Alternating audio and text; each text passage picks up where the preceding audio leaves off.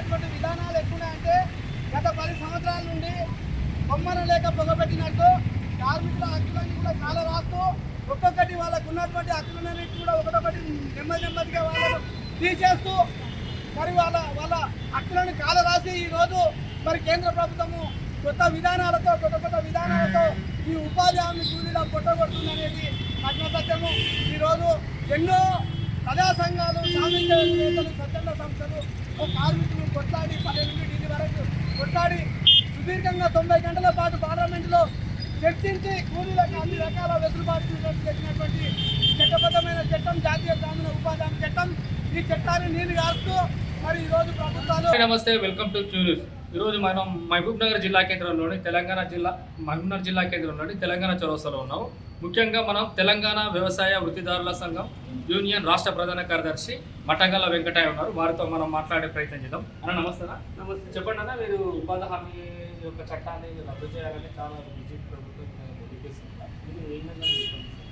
అంటే మేము తెలంగాణ వ్యవసాయ వృత్తిదారుల యూనియన్గా, అంటే గతంలో ఉమ్మడి ఆంధ్రప్రదేశ్ వ్యవసాయ వృత్తిదారుల యూనియన్గా రాష్ట్రంలో దేశంలో అనేక ప్రజా సంఘాలు ఉన్నప్పటికీ దాంట్లో మేము కూడా ఒక భాగమై 2 దశాబ్దాల కాలంగా ఈ చట్టం రావడానికి మేము పోరాటం చేయడం అనేది జరిగింది. చట్టం వచ్చిన తర్వాత అమలు కార్యక్రమంలో కూడా మేము వెనువెంబడి నుండి చట్టాన్ని సక్రమంగా అమలుపరచాలని చెప్పేసి మేము ఎప్పుడు కూడా వెంబడి ఉన్నాం. సో ఈ రోజు కూడా కేంద్ర ప్రభుత్వం తీసుకొచ్చినటువంటి కొత్త బిల్లును దాన్ని రద్దు చేసి కార్మిక హక్కులను కాలరాయకూడదని చెప్పేసి ఈ సందర్భంగా మేము రాష్ట్ర వ్యాప్తంగా కూడా మేము పలు జిల్లాల్లో మా కార్యక్రమాలను ఉధృతం చేస్తూ ఉన్నాం. మీరు చెప్పండి, కేంద్ర ప్రభుత్వం ఈ విధంగా ఉపాధి హామీ కూలీలపై ఆర్థిక హక్కులు మీ యొక్క స్పందన? నా పేరు వెంకటేశ్వరమ్మ, తెలంగాణ వ్యవసాయ విద్యార్థుల యూనియన్ రాష్ట్ర మహిళా కార్యదర్శి. ఈ జాతీయ గ్రామీణ ఉపాధి హామీ చట్టం ఏదైతే ఉందో దాన్ని కేంద్ర ప్రభుత్వము రద్దు చేస్తుంది. ఎందుకు అంటే ఈ ఎవరైతే భూస్వాములు ఉన్నారో, ఎవరైతే రైతులు ఉన్నారో వాళ్ళు కూలీలు మా మాట వినట్లేదు. ఈ విధంగానైనా చట్టాలను తీసేస్తే, నీరు గారిస్తే ఈ విధంగానైనా కూలీలు మాతో మా చేతిలో ఉండి మా చేతి పని చేస్తారనేసి ఈ చట్టాన్ని రద్దు చేయడం జరుగుతుంది. అట్లాగే ఉపాధి కూలీలు ఎవరైతే ఉన్నారో వాళ్లకు ఉపాధి చట్టం ఏ విధంగా అయితే ఉందో ఆ దాన్ని కాలరాస్తున్న ప్రభుత్వాలని కూడా వెంటనే రద్దు చేయాలనేది మేము డిమాండ్ చేస్తున్నాము. అదొకటే కాకుండా తెలంగాణ వ్యవసాయ వృత్తిదారుల యూనియన్ తరఫున ఎవరైతే ఉపాధి కూలీలు ఉన్నారో ఒక కుటుంబానికి సంబంధించిన ఒకటే జాబ్ కార్డు ఉంటుంది. అట్లా కాదు, ఒక వ్యక్తికి ఒక జాబ్ కార్డు ఇచ్చి 210 రోజులు ఇస్తేనే వాళ్ళ జీవనోపాధి గడుస్తుంది. అది ఏ విధంగా అంటే వ్యవసాయ కూలీలు పని దొరకట్లేదు. వ్యవసాయ రంగంలో పనిచేయడానికి యాంత్రీకరణ రావడం వల్ల వ్యవసాయ పనులకు కూడా లేదు. అందుకనే కనీసం ఉపాధి పని 210 రోజులు ఇచ్చి ఏదైతే లాస్ట్ అక్టోబర్లో కనీస వేతనాలు 920 రూపాయలు ఇవ్వాలనేది చెప్పిందో ఆ 920 రూపాయలు డెలివరీ కూలీ వీళ్ళకు కూడా ఇస్తే ఇవ్వాలని తెలంగాణ వ్యవసాయ విద్యార్థుల యూనియన్ ఆధ్వర్యంలో డిమాండ్ చేస్తా ఉన్నాం. మీరు చెప్పండి, తెలంగాణ ఇప్పుడు కేంద్ర ప్రభుత్వం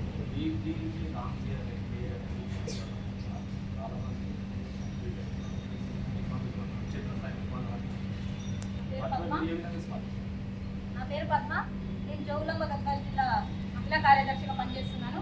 ముఖ్యంగా ఏంటంటే ఈ బీబీజీ రామ్జీ యొక్క బిల్లు పెట్టడం ద్వారా ఉపాధి హామీ కూలీలకు అన్యాయం జరుగుతుందనేది మా ముఖ్య ఉద్దేశం. ఎందుకోసం అంటే ఆ ఉపాధి హామీ చట్టం ఉండేది ఇంతకుముందు ఎక్కడైతే మేము పని కావాలి అంటే వెంటనే అక్కడ పని కల్పించడానికి 15 రోజుల్లో అవకాశం ఉండేది.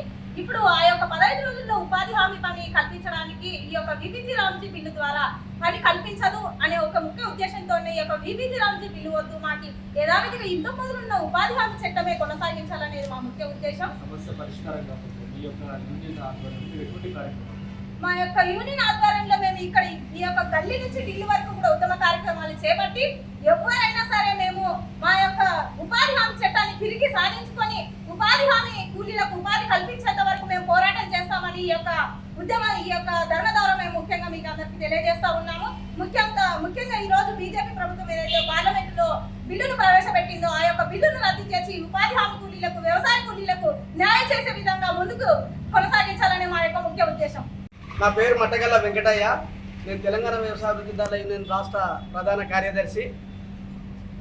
ఈరోజు కేంద్ర ప్రభుత్వం తీసుకొస్తున్నటువంటి కొత్త విధానాల వల్ల జాతీయ గ్రామీణ ఉపాధి హామీ చట్టాన్ని నిర్వీర్యం చేస్తూ ఉన్నారు. ఎన్నో 2 దశాబ్దాల కాలంగా ప్రజా సంఘాలు, సామాజికవేత్తలు, స్వచ్ఛంద సంస్థలు దీన్ని ఎంతో పల్లె నుండి ఢిల్లీ దాకా ఉద్యమం చేసి సాధించుకున్నటువంటి చట్టం జాతీయ గ్రామీణ ఉపాధి హామీ చట్టం.